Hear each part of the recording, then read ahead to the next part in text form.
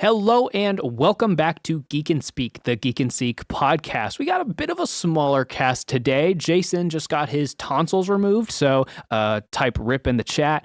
But he is sending good wishes. Today we are talking about commander decks that we no longer have for one reason or another. There's a lot of reasons to take decks apart, and we're going to cover some of them, and we hope it's insightful, and we hope you guys can share some cool stories in the comments. Join with me today is Preston. How's it going, Preston? Going pretty good. Awesome. Miss my boy Jason, but Yeah. But it should make maybe it'll make things go a little smoother. He's still editing, so let's try not to trash talk him too much.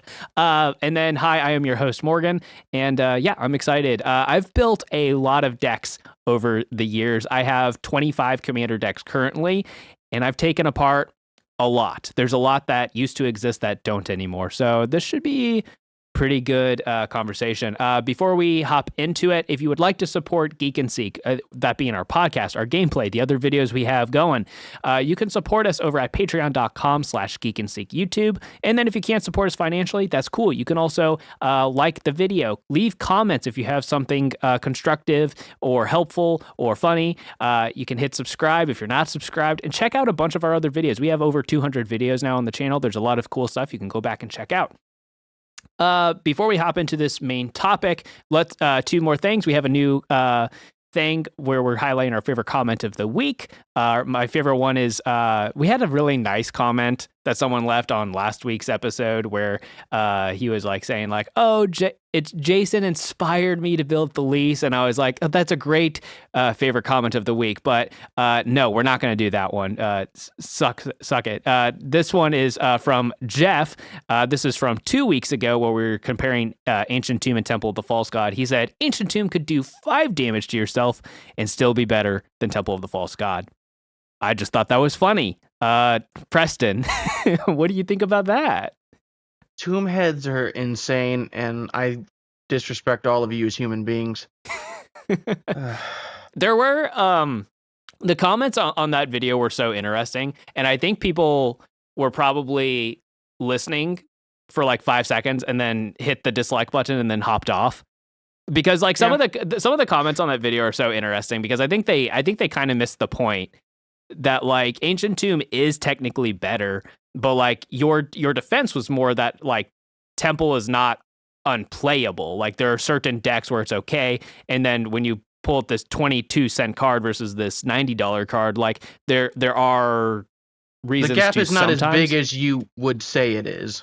Yeah. But some of I don't know what Jeff's point is. I don't know if he's in the camp of I'm leaving this comment and leaving without listening to your points, or if he's just buckling down like, okay, I still think Tomb is better. But yeah, some of the comments on that video were pretty funny. We also have some news. So we have a lot more Universes Beyond coming up.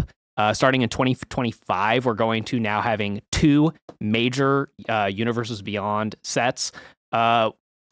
Preston, what do you think about that news? My concern is that it's going to start eating into Magic's IP.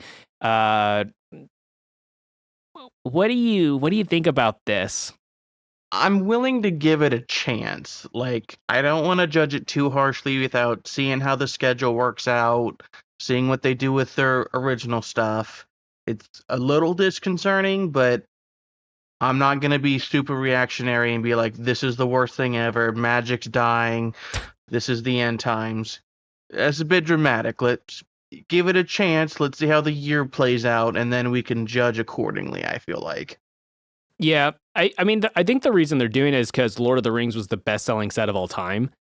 But part of that was because of the One Ring. And how many more times can you do that? And then also, how many of these like top-tier crossovers can you do, right? Like Doctor Who comparatively didn't do so well. And then some of the other ones are like, that's an odd choice. So I just don't know how many more of these they can do. Like if they're doing 2 a year, they're going to run out of ideas pretty quick, aren't they? Yeah, and especially ones that are trying to be entire sets, that's a lot. When it's just like the 4 precons, that's a lot more manageable. Right. But with the sets, you get the set and still the 4 precons. Yeah. So So I guess my main concern, I like Universes Beyond more than I used to. And they're hit and miss for me, you know, like I really liked the Warhammer ones. I really liked the Lord of the Rings ones. Fallout's not looking good for me. I didn't like Doctor Who, but I'm not like anti Universes Beyond at this point, right? But it is a little weird. To go with Universes Beyond, though, in other news, we have Beyond boosters coming out. So this is coming with the Assassin's Creed Universes Beyond that we are getting this summer. And I don't know exactly what all that is. I don't think this is a full set. I think this is like there are other cards, but it's mostly these the precons or something like that. I'm not sure. But with it, they have Beyond boosters coming, and these are going to be cards that are modern legal. So I have mixed feelings about this. I get the idea of like, you know, we want to make sure that people other than the Commander players care about the Universes Beyond sets, right? Like obviously like modern players, for instance, don't care about the Doctor Who Universes Beyond. But wasn't part of the introduction of play boosters was to make it easier to keep track of crap? Because we had draft boosters and set boosters and collector boosters, and then we got rid of a couple of those to make it a little more simple, and now we're bringing the Beyond boosters, which I guess in principle is fine, but they're 8-card boosters as well. So are they pulling like an Aftermath where they're going to charge you the same price or even more maybe? For like, what do you think about Beyond boosters? I'm not a big fan from what I'm looking at. This is the first time I'm checking out the thing you sent here. So, I mean, if they're a little cheaper, I don't think it's the end of the world. But yeah, having so many different things people need to keep track of is definitely starting to get annoying. I don't really have a stake in the whole modern discussion. That's definitely more of a Morgan thing to bring up. I don't really care for modern myself, but I can see people getting upset about it, and I can't be too upset either way because I just don't play modern myself. But yeah, this one is more so drawing my ire than the Universes Beyond like sets and stuff. And I think the main beef people are having online is less about the modern legality, because Lord of the Rings was modern legal. And some of those cards are uber staples, but for the most part, you know, it hasn't had a huge impact other than like the One Ring and stuff like that. So that's less of the problem. And it's more of the problem of they're probably going to pull an Aftermath and charge you the same amount for a smaller booster, which Yeah.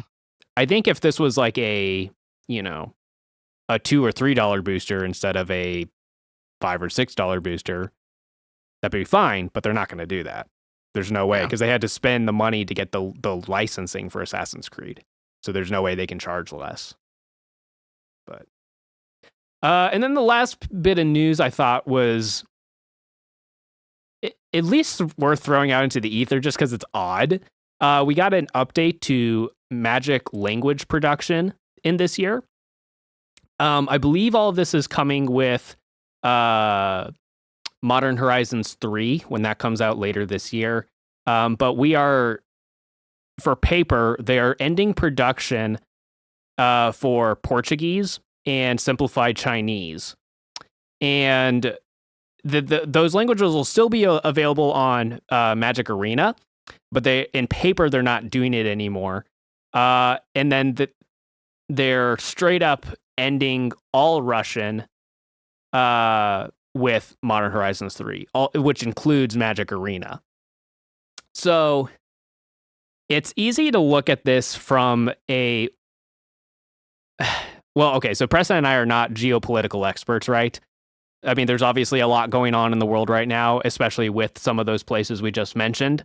So I'm sure that's at least part of the problem here. But the main thing they've mentioned is that, like specifically with Portuguese, it's like, well, even people who Portuguese is their first language, a lot of those people will still buy English cards. And then the other thing they noted was the cost of production, which I get, but China specifically is such a huge market. Wouldn't you want to have the paper Chinese cards, even if it's supported on Arena? And then just ending Russian on Magic Arena seems odd anyways. That seems like something that would be easy to upkeep for digital. Like even if you make the argument that you ended in paper, I feel like ending it digitally is kind of odd, don't you think? Yeah, I understand why they're doing it. Like, I feel like there are going to be a lot of like decent people from Russia who get screwed over by this. So I don't love that really because it's not like they're responsible for everything going on. So Right. I feel like this is kind of punishing like the regular person more than it needs to. So it's not the end of the world. It's just a card game. You don't have to play it by any means, but I don't know. It's not the worst thing Magic's ever done, but I don't think I fully agree with it. What? Yeah. So, what do The you think digital, at about? least. Paper Yeah. is a little more like if they're just not selling well, I can't fault them for not printing it. Like if they're just making the product and it's not selling, why would you, that makes sense from a business standpoint. I can't fault that. But yeah, digital, I feel like that should be pretty easy to at least upkeep with. Yeah. Especially just because like these are fairly, a lot of people speak these languages. It wouldn't be hard to make sure that someone on the arena team speaks the language and can help make it work. So the Yeah. digital especially is weird to me. I think specifically, like if the Portuguese players are still buying English cards, fine, that makes sense to me. Like save the money. But you know, I mean, a lot of people who speak Chinese also speak English. Like we're one of, like America, for instance, is one of the few countries that doesn't learn another language. We probably should.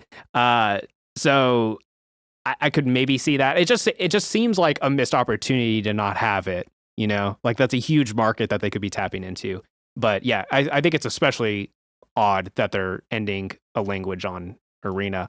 All right, let's go ahead and hop into our main topic. So even though Jason's not here, he did have a little paragraph for me to read. By a little paragraph, I mean I want to need a nap after reading this, but he wanted to go ahead and add to this discussion, even though he's not physically here today. So, taking decks apart can be for a variety of reasons. For me personally, I take decks apart if I've got tired of it or the people in my playgroup are tired of seeing it. Ayara is one of the first decks I ever built. It was a simple life gain deck that had one spicy combo featuring Plague of Vermin and Ayara. As long as I have more life than my opponents when I cast the Plague, it guarantees every time. It was a guaranteed win every time I played it. That deck was fun to play against, though, because even without the combo, there was plenty of cool synergies in the deck. I often would get compliments on how cool and creative the deck was. This was one of the first decks I ever built and played with for several years. I felt it was time for me to take it apart and use those cards for something new. Another cool deck I took apart was Sisay Weatherlight Captain. It was a legendary Legends themed deck and was also very powerful since I was cheating big legendary creatures into play. I didn't want this deck to be some huge combo CEDH level deck. I just wanted to have fun with it and wanted my opponents to enjoy playing against it. This deck got taken apart mainly because it consisted several other pieces for other decks I had wanted to build. So after a few years of playing it, I decided to take it apart and use it to build a new deck to try. Sometimes my commander decks would get good praise from my opponents, and I would only take them apart when I was ready to move on. Talrand Sky Summoner, on the other hand, did not receive such praise. I built Talrand as a counter spells tokens deck. As you can imagine, no one enjoyed playing against it. It was a deck that was so strong, I won almost every game I played it. I broke that deck apart because every time I would play it, I could feel how much the table despised me. I enjoyed playing decks where I had a lot of things to do each turn, but I would sometimes prefer to play a deck that my opponents didn't absolutely hate playing against. And then I used to have a Gavi deck. However, after playing it just a handful of times, I got incredibly bored of it and didn't play it for almost a year and then finally took it apart. And then there's a few decks I've considered taking apart in favor of building new, more fun and interesting decks, but sometimes it's difficult to take a deck apart. Once you put a certain amount of time, effort, money into a deck, Feels like disassembling it is a part of yourself as an individual. I just always want any deck I build to be fun to play against, interact with during a game most of the time. So that's a lot from Jason, but I think a lot of that is stuff that we are going to see as Preston and I dive into some of our specific stories. Was there anything there of Jason's thoughts that you felt like capitalizing on? Yeah, so like one thing I wanted to bring up, piggybacking off that is I will see going into this, but I don't take decks apart as often as you two probably do. Like just in general, whenever I'm done building a deck, I'm usually pretty happy with how it turned out. But the one thing that I do take apart somewhat oftenly is like the precons. Like sometimes I'll buy a precon I think looks really cool, and then I'll play it a couple times and be like, it didn't really do what I wanted. I was maybe gonna upgrade this, but then I didn't really feel like it. So that I think I do a little more often otherwise, but yeah. So the precons is the one thing where I probably take things apart the most often. And he mentioned that with his the Atlas, what is that one? The Gavi Nest the Award. Gavi one, which I believe is the cycling one. Yeah. Yeah. So yeah, that's the main thing I wanted to mention talking about his. Yeah, I guess the other thing that I don't think is necessarily brought up in any of my points, and I don't know if it's brought up in any of your points that I want to mention, is he mentioned towards the end of that paragraph that when you spend money and energy building a deck, it then kind of just feels bad taking it apart, right? Yeah. Like you have to have a good reason to take it apart, because what if sometimes it's not so bad, right? Like one of the instances that I'll explain, some decks you can take apart and then a lot of those pieces can be used for new decks, right? But that's obviously not always true. Like sometimes you built a deck that's hyper specific. My most recent example, which isn't one of the ones I'm specifically highlighting today, but I took my Shelob deck apart, and a lot of that deck is spiders and fight spells. And what am I supposed to do with all these cards? So like some of the stapley cards that are in there, sure, I can use those for new decks, but the rest, it's like Jason was thinking about building a Shelob deck, so I'm probably just going to give him those cards. Like sometimes you spent the time and energy and money building this deck, and what are you supposed to do? So, but as you're about to hear from Preston and I, sometimes it's worth it anyway. So I'll go ahead and hop into my first one. I had 4 examples I wanted to highlight today, and Preston has, I believe, 3. My first one is my Myriad deck that I played on Upkeep when we did the $100 budget video, and then I ended up turning it into a Faldorn deck, and the 99 was pretty similar. It just was less in on artifacts and more about just playing stuff from exile. So both were in the 99 of each other. The reason I took that deck apart was twofold. One, it played very similarly to Prosper. You had a lot of stuff in exile, and I have a Prosper deck. And I don't necessarily feel like I have to have multiple decks that do similar things. The other thing is that it's a lot of upkeep.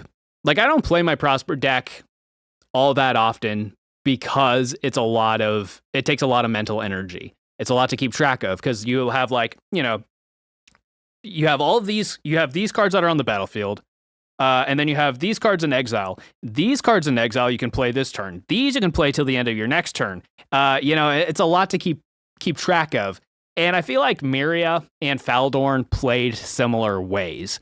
I guess the other thing is that specifically when it switched from a Myria deck to a Faldorn deck, it also then was a Gruul Wolf Werewolfy deck as well. It's not like all in on that, but we have 2 Tovolar decks in our play group too, and I was like, okay, we don't need more of that. So yeah, 2 things was, one, it takes a lot of mental energy to play, and it was too similar to a deck I already had. Any thoughts on that, Preston? Yeah, I think I vaguely remember you having these decks. Like, they're definitely not the ones that stuck out the most to me, so it kind of makes sense. Like, they're not their strongest deck. They're not, the most fun decks in the world to play. So I think that was a good decision on your part to let these ones sort of come apart, take out a couple good pieces if you can make them work elsewhere, and just, you had fun with the deck for a little bit, that you got what you needed out of it. So that makes sense to me. Yeah, I didn't have either of them for very long. Myria, I built for that episode of Upkeep and then immediately turned it into Faldorn. And I think part of it too was that Faldorn was one of the decks I took with me to MagicCon Vegas. I only took, I think, 3 decks with me there. So I also just played it a lot and probably got tired of it too. But yeah, it is just a lot to keep track of. But Preston, why don't you walk us through? Oh. Go ahead. I was just going to say, those decks sound like they might be a little better digitally, just so like it can sort of help you keep track of all the stuff going on. Yeah, so, because if you play those kind of decks on like Magic Online, then it will have like separate windows for your cards in exile and when you can play them. So that is true. That would help, because what I have to do when I play like my Prosper deck is I have to use like an infinite token and write exile this turn and then have another one exile until end of next turn, and have them like that. It's just a lot. But yeah, Preston, why don't you walk us through your first one? All right, so my first one up is my Mazarek Crawl Death Priest deck. It was like half insect tribal, half sacrifice good stuff sort of cards, and taking that deck apart really made me sad, because I built it back pretty early on in our play group, and when I was designing it, I was like, okay, I want to build a Typal deck, but I want to do something no one else has. And at the time when I built that deck, no one else had an insect tribal deck. I can almost assure you of it. It was before some of the that Geeks or whatever it is, the Planeswalker. The Planeswalker one for Modern Horizons. Yeah. And then there was a insect that added white to the color identity of insects. That one I think got some popularity. But this was before all those cards came out, and just it was a really fun concept. I've sort of reworked that concept into some of my other decks, but you can attest to it. That deck just never worked out. It would hit all of the lands it needed to, but it would only hit green, or it would only hit black, or I would just have all these cards ready to go in my hand, and people wouldn't have creatures to sacrifice, so I wouldn't get my effects. It just, that deck really makes me sad. That's the most heartbreaking take apart I've had with any of my decks. So was the taking apart just because it never worked?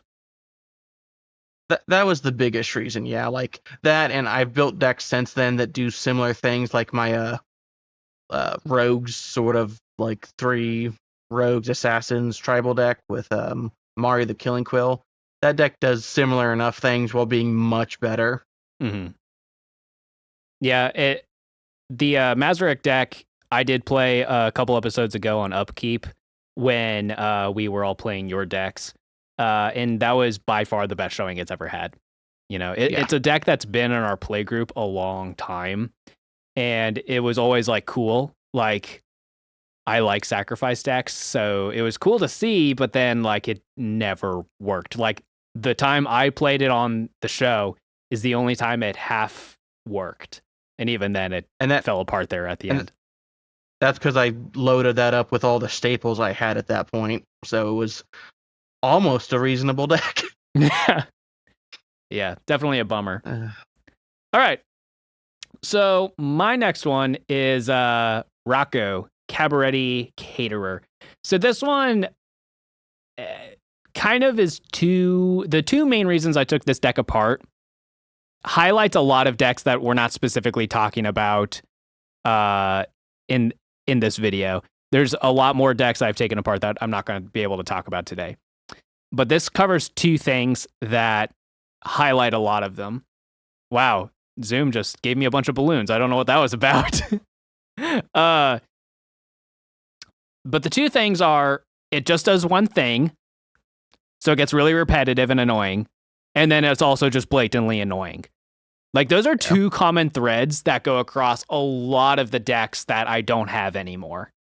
So the one thing it did was it was all about Gilt-Leaf Archdruid. So it was kind of a druid typal deck, and I would just get a lot of druids.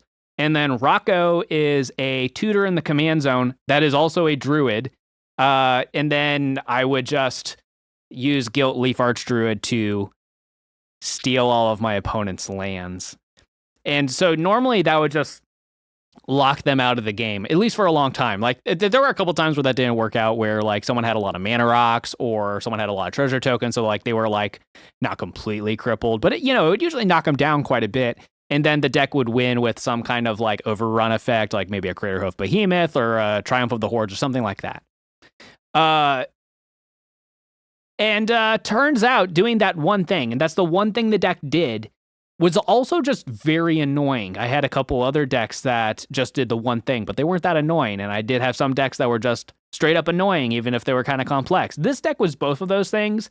Turns out people don't like getting their lands taken. Oh, another funny thing is that the deck had Zurin Orb in the deck, so I could steal people's lands and then sacrifice them just to gain life. Oh, that was kind of funny. Yeah, I only played it a handful of times, and that was probably for the best. I like having friends, and I feel like if that was a deck that was, maybe if it was a deck that I didn't bring out so often. We have some decks in our play group that like no one likes playing against them, but like the person who built it enjoys it enough that like if it comes out every now and then, whatever, we're gonna let our friend play the deck. Maybe in another world it could have been like that kind of deck, but it was rough. I hated that deck. Played it against it like I think maybe 3 times, and every single time it was miserable. Yeah. Especially because like decks do that thing where like they blow up everyone's lands with a spell, but then once they've done that, they're done doing it. With your Archdruid, you could just do that every rotation, so people just did not have the chance to rebuild after they got their thing stolen. So yeah, that deck wasn't very fun. I've seen people play some Rocco decks that I think actually are interesting. Like they'll put a couple different things they want to go search for, so it's not the same thing every time. It can be a little interesting. Yeah, but that one, that one's good for like an episode of like a Magic Online, build this once, play it a couple times, take it apart online maybe. But in paper, that was miserable. Yeah, I'm not sad that one's gone. Yeah, it's definitely not a knock against Rocco specifically, or Guilt Leaf Archdruid, really. Like if you're just playing a Druid deck, or I think it's an Elf, so if you're just playing an Elf deck, a lot of Elves are also just incidentally Druid, so maybe it's worth running the 99 of some Elf deck. So it's really not a knock against either of those two things. It's just when that's the reason you built the deck, it's kind of rough. Because, yeah, I mean, Rocco is... obviously, he's great if you have creature combos, but he's also just good if you just have like a toolboxy creature deck, right? Like the deck I built that's coming out in a couple episodes of Upkeep when we played Companions. If the color identity wasn't an issue, I would have had Rocco as my commander for that deck. I played a creature. It was Umari as the companion. So all of my non-lands in my deck had to be creatures. And if color identity wasn't a problem, I would have Rocco as the commander of that deck. Just because it's a toolboxy deck. I have a bunch of creatures with enter the battlefield effects that are flexibly answers to the board. And I feel like, like if you just do something like that, then cool. But when you just have like one combo and it's a combo that people aren't going to like, it's kind of rough. But, yeah. Yeah. Well, why don't you hit us with your next one, Preston? All right. Next up, I have my Lord Windgrace deck. It was that Lord Windgrace Precon that I upgraded a little bit. It was put a bunch of lands into your graveyard, recur them with Lord Windgrace and a few other things, flood lands onto the board, get a bunch of landfall triggers, make a bunch of big tokens, hit people, a fun deck, but like, I don't know, I got enough use out of it for the long time I had it. That was one of those decks I lost back when my stuff got stolen, and I didn't feel the need to rebuild it because I think at that point I was wanting to build Aisi, so it was going to do the same thing anyway, so I just sort of let that deck go into retirement, having good times with it. So yeah, that's the main reason I took that one apart and just never, or I guess lost it and just didn't rebuild it most of it. Reasons to take deck apart. I didn't. It was stolen. Damn. I probably would have anyways. Yeah. At some point. So it comes down to just you've had similar decks or wanted to build similar decks, like land decks and whatnot. Yeah. A fun deck. I think if people are ever wondering if they should build that deck, you should. It's a fun deck. I like and both powerful. Wind Graces. I like the Planeswalker one. I like the creature one that was from Dominaria United. I think if you want to build like Jund lands, both of those are really cool. Yeah. I think that might just be my sentiment towards lands decks in general. We talked about this a couple episodes. Like you have your Aesi deck, and Jason has Tatiova. I used to have a couple land decks over the years. I just get tired of them. So is part of it that? Is it part of it just the archetype itself gets repetitive, or?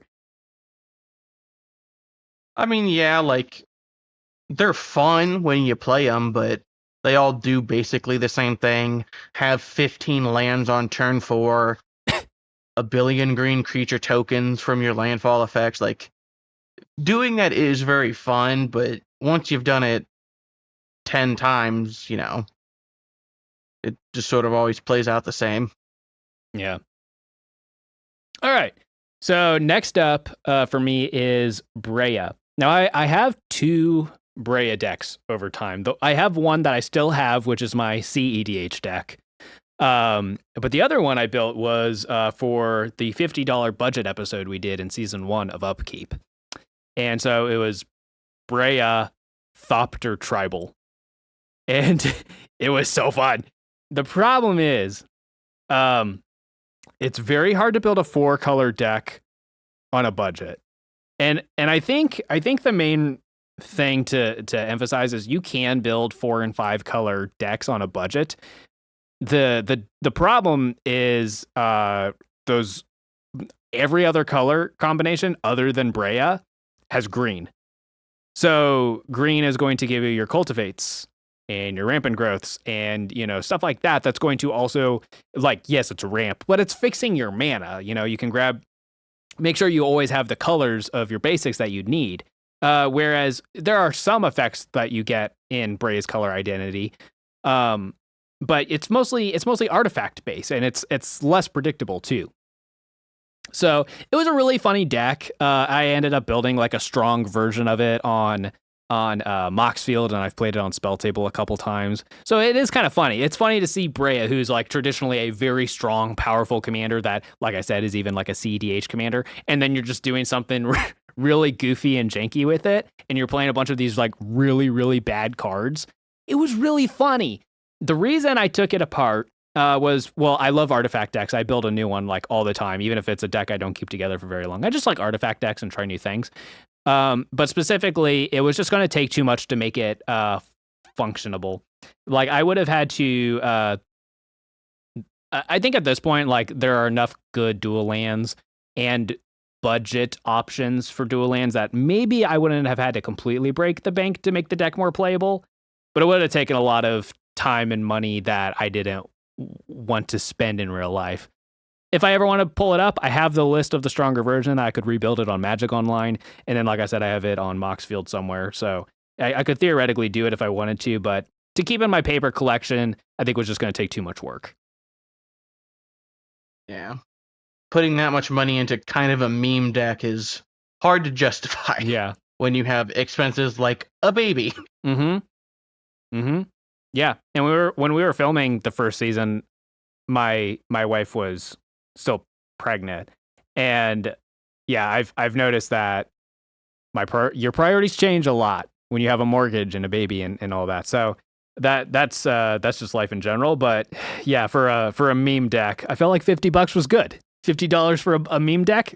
That's the sweet spot. You did a good job. Yeah, it was okay. It's a good thing Breya likes artifacts. Yeah. Preston, why don't you go ahead and walk us through your next one? All right. So this is my last one that I wanted to talk about today. It was Savine the Chronoclasm. It was a precon that cared about casting instants and sorceries. They had flashback, so you'd cast them a second time. You'd get a little bonus whenever you did the flashbacky stuff. And like the deck was kind of fun, but it was also kind of a mess because like as the way it came, it was all right. I kind of had some fun with it, but like I tried putting some planeswalkers into it that cared about instants and sorceries, and like that made it a little more fun, but also more janky. Like at this point with me, like my life gain deck still has a bit of a Super Friends sub theme, but if I'm going to do Super Friends again at some point, I'm gonna go all in. I don't want to do that sort of half and half thing I've used to do back when I was first building decks. So I still like the deck for the time I had it. I thought it was a fun thing. I didn't really do that color combination or instants and sorceries all that much, so it was good for me to have early on, but I've grown out of the need for it since then. Do you think part of it is that cycle of decks just was meh? Because that was Commander 18 or 19.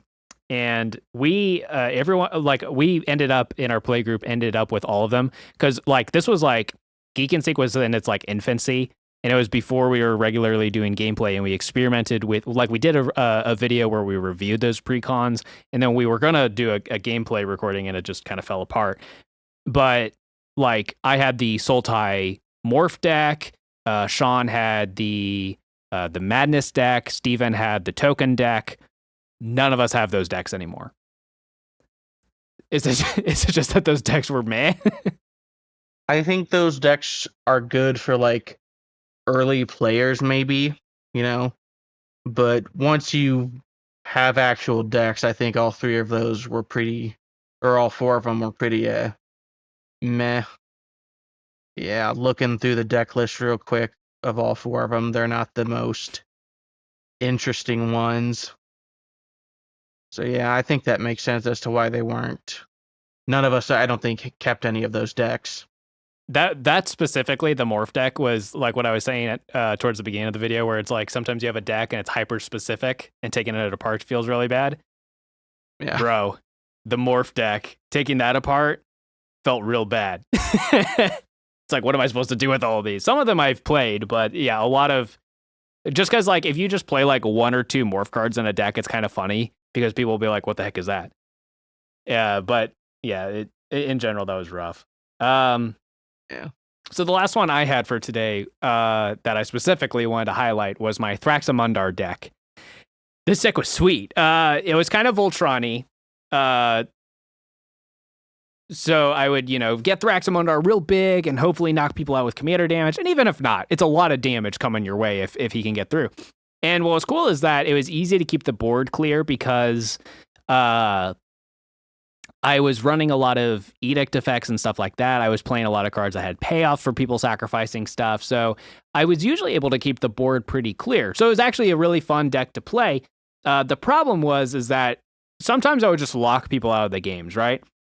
Like if I was playing against like Steven's Adrix and Nev deck, right? He was fine because he would end up with so many creatures. If I said everyone sacrifice 3 creatures, he would be like, okay, I have 20, so I'm fine. But other times it would be like I'm playing against like another Voltron deck or something, and they're like, well, I only have 1 or 2 creatures, so heck, I guess I'm out of the game for a couple turns. So like that was kind of a feel bad. It also was like it got less and less about smacking face with Thraxamundar and more about just making people sacrifice stuff and gain payoffs, which is fine. It's okay to have decks like that, but it was at the point where it had shifted so much from what I had built it for. I wanted to just smack face with Thraxamundar, and it turned into a value pile to the point where like there were some games where I didn't even cast the commander.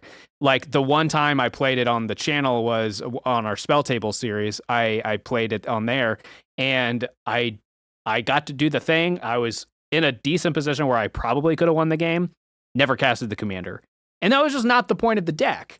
And then it also helped that I was thinking about building a new Grixis deck. So a lot of those cards ended up in there. I did build that deck. It was Sidris. I don't remember what he's called. He's a reanimator commander. I have that deck currently in my rotation, and I was able to use a lot of that, the lands and the mana rocks and some of the other spells as well, just like the stapley card. So it's not like taking that deck was a complete waste. I even have Thraxamundar in the 99 of that deck, so that's cool that I was able to repurpose a lot of those cards. But yeah, so I guess the main takeaway, people probably were annoyed playing against it by the time it had shifted. It was no longer the deck it was intended to be, and taking it apart actually benefited me. It helped me build a new deck. So do you ever do that, Preston? Do you ever take decks apart because it feels like it's lost its purpose, and or because you can use the pieces for a new deck?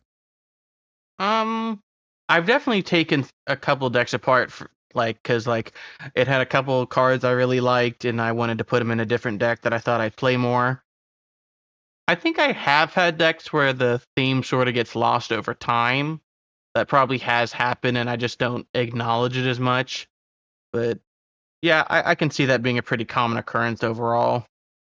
So I feel like today we've covered a lot of the reasons that you take decks apart. Between Jason's story, our stories with these handful of decks, I feel like we've covered a lot of the reasons that one might take a commander deck apart. But let's turn it over to you guys. Let us know in the comments. Do you ever have a deck that just isn't doing it for you anymore and needs to come apart? Is it too much work to keep up with? Is it kind of emotionally draining to play? Does it annoy your play group too much? Is it too strong for your play group? Is it too weak for your play group? Does it get boring because it does the same thing? Are you reusing those pieces? Let us know in the comments. But we are running kind of short today, which is kind of interesting because I felt like the news section ran long today. So we kind of ran through all of our taken decks apart stories quicker than I expected. So we have a little bit of time to just chat about something cool outside of the world of Magic. So Preston, I'd love to know if you had anything you want to talk about. Real quick, I want to shout out that today, as of the recording of this podcast, we're recording it 4 days ahead of time or whatever. But Linkin Park, who is one of my all-time favorite bands, put out a song called Friendly Fire. It was a song that was originally supposed to be on their 2017 album, One More Light. And then for one reason or another, a lot of bands do this. A lot of bands, they go into the studio and they write 20 songs, and then they choose their favorite 11 that end up making the album or whatever, right? And sometimes perfectly good songs still end up on the cutting room floor. This was one of those songs, and Steven and I were talking about that. It's kind of funny that this got cut because it's kind of better than a lot of the other songs on the album. So it's just interesting that this didn't make the cut. But I like it a lot. And it's cool that, even though Linkin Park isn't actually an active band anymore, it's cool that one of my favorite bands can be in that position and still be like, oh, hey, here's a song that we wrote 10 years ago that no one's heard. So I like that they've been doing that over the last few years. Yeah, so check it out if you like. It's like a pop rock song. It's not like their old stuff where it's heavy. It's not like, it was on their newest album, but it wasn't like pop. But yeah, it was a nice song. But Preston, did you have anything cool outside of the world of Magic that you wanted to hit? I mean, I've just been kind of doing my thing, keeping up with the new Fallout set. So I don't really have anything big going on at the moment. So you've been keeping up with Fallout, and you're actually an actual Fallout fan as well. You've played some of the video games. Do you feel like they're doing a good job with this Universes Beyond? I've really liked it. I'm kind of surprised you haven't been at least the energy deck. I thought that one would have piqued your interest a lot and would have kept your attention. But yeah, no, I've really been liking most of the stuff I've been seeing. Like when that the Naya deck first came out, I was like, not really my thing. I have decks like that. I don't think it's really that interesting. But now that we have the full deck list, I kind of like it. I end up buying all 4 of them just so I maybe will keep them together to play with as a group sometimes every once in a while. So Yeah. I think they've been doing a pretty good job taking the characters and putting them on cards. Yeah. Yeah, maybe I would like it more for flavor reasons if I was more into the game. I played a little bit of Vegas. I played a little bit of Fallout 4, but not a lot. I didn't put a ton of hours into them or anything. So, maybe if I was a more hardcore fan, then maybe I would like them more. But I just kind of look at it in comparison to some of the other Universes Beyond stuff that we've done. I feel like the reprints aren't as good value. I feel like the decks are a little more simple. They're things we've seen before. So that I just feel mad about it. Also, I guess we kind of have time for a Q&A section since we haven't done one of these in a long time. We don't end up with too many questions, but we did have this one from, I believe, yesterday that I thought we should hit up real quick just because this is something I've seen a couple times over the last year or so. This was on last podcast episode where we were ranking Jason's decks. And we got a comment from, let's see, Aaron, who asked, do we have an Architect or Moxfield with all of our decks? I believe Jason does have a Moxfield account where you can look at all of his decks. And we because we have like in our gameplay, we have like the deck list show up behind us. The best way to do that is through MTG Goldfish. So we do have all of our decks on MTG Goldfish. The problem is like there's not like a way to like click on someone's account and see all their decks. So that's kind of a downside. But if you ever do want to see our deck list, you can see them not just from the drop down in our deck intros at the beginning of those videos. You can also just hit the link in the description, and we always include the links to our decks. Do you think we should invest the time in doing that, like making a Mox field or something where people can just go look at all of our decks? That sounds like a lot of work, but do you think it'd be worth doing? We definitely should. Like, I'm the one who originally set up the Goldfish account, and that took a while getting those older episodes all put up on there. So it's a good thing for us to do as players and content creators, but it's so much work. Yeah, it's one of those things that if we were doing it, well, Architect I think is kind of new, so I don't know if that was an option. But Mox Field existed, but we're that was something that like if we had started doing early on, then it wouldn't be much work, right? Like it's just every time we put our deck on. I just spilled my water on my tax information. Nice. Yeah. It's one of those things that like, when we put our deck list on Goldfish for the deck intros, we just also copy and paste it to Mox Field. Like it wouldn't be that much work. And theoretically we could still do that. But yeah. So if you ever want to see our actual deck list, just check the descriptions of the videos. So yeah. All right. I believe this is still ending up to be a shorter episode of the Geek and Speak podcast, but that's okay. So let us know what you guys think about this topic. It was a good discussion. I guess it probably would have gone to about the full hour if Jason was here. But we will be back next week to talk about something else cool. Maybe we'll talk about Fallout. Maybe we'll talk about some other topic. I don't know. We'll have an episode talking about Fallout, whether that's next week or the week after. But we will see you guys next time. Bye.